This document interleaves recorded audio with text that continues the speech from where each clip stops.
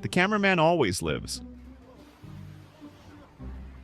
This guy wanted to get a chill video of the ocean on a beautiful sunny day, but instead he recorded a miniature natural disaster and somehow manages to capture everything. As he records, the water doesn't stop or even seem to slow down. Then this happens. Oh. Oh. Oh, shit. Oh, shit. Oh, no. Oh, God.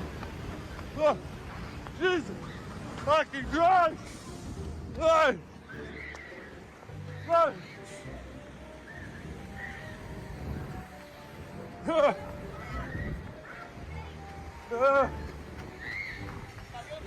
Jesus. This happened in Ventura, California, and 8 people were injured due to the rogue wave. And this might be the best cameraman ever.